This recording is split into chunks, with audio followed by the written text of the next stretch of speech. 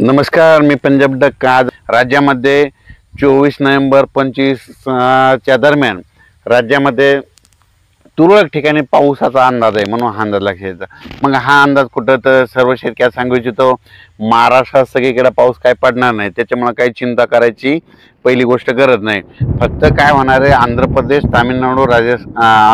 तामिळनाडू, कर्नाटक, तेलंगणा आणि केरळ या राज्यामध्ये पाऊस पडत असल्यामुळं त्याच्या सीमालगत कोणते जिल्हे आहेत, मग एक सांगली जिल्हा, कोल्हापूर जिल्हा, सातारा जिल्हा, सोलापूर जिल्हा, पंढरपूर जिल्हा, पुणे, त्याच्यानंतर इकडं धाराशिव ह्या पट्ट्यामध्ये काय होणार आहे, मग 24-25 तारखेला तुरळक ठिकाणी थेंब येणार आहे, कुठंतरी थोडाफार पाऊस पडणार आहे, सडा टाकल्यासारखा, असा खूप काय मोठा पडणार नाही, त्याच्यामुळे काही चिंता करायची गरज नाही। कोल्हापूर, सांगलीकडे, साताऱ्याकडे तिकडे पाऊस पडणार आहे, तिकडे पेंडोलचा पाऊस पडणार आहे, म्हणून हा अंदाज लक्षात घ्यायचा। आणि द्राक्ष शेतकऱ्यांनी तुम्ही तुमचं जर फुलामध्ये तुमचे द्राक्ष आले असतात तर तुम्ही काळजी घ्या, कारण की 24-25च्या दरम्यान तुमच्या इकडं रिमझिम स्वरूपाचा थेंबथेंबाचा पाऊस येणार आहे, म्हणून हा अंदाज लक्षात घ्यायचा।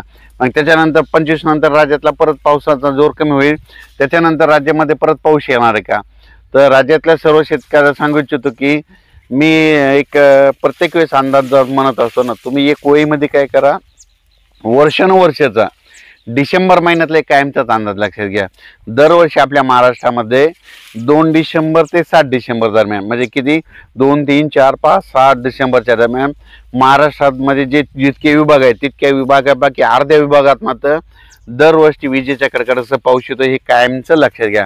म्हणजे पुढच्या वर्षी 2026ला देखील तुम्ही ही गोष्ट लक्षात घ्या, 2 डिसेंबर ते 7 डिसेंबरमध्ये एक अवकाळी येणं हे लक्षात घ्या।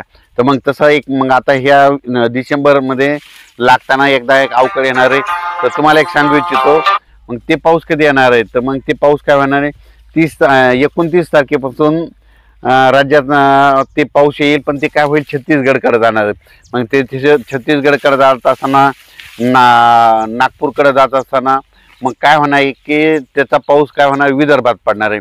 मग विदर्भात पडत असताना तुम्हाला एक सांगू इच्छितो काय होणार आहे, चंद्रपूर जिल्हा, यवतमाळ जिल्हा, नागपूर जिल्हा, भंडारा जिल्हा, गोंदिया, त्याच्यानंतर इकडं छत्तीसगड, मध्य प्रदेशकडे काही पडन, त्याच्यामध्ये अमरावतीकडं, अकोल्याकडं ह्या पट्ट्यात पडत पडत उत्तर महाराष्ट्राकडे मग ते काय होईल, 28 तारखेपासून ते 2 डिसेंबरच्या दरम्यान मग उत्तर महाराष्ट्राकडे नंदुरबार जिल्हा, धुळे जिल्हा, जळगाव जिल्हा ह्या पट्ट्यामध्ये काय होईल, मग संभाजीनगरच्या काही भागामध्ये मग 29 तारखेचे 5 डिसेंबरच्या दरम्यान तुरळक ठिकाणी ते पावसाचा अंदाज आहे, म्हणून लक्षात घ्यायचा।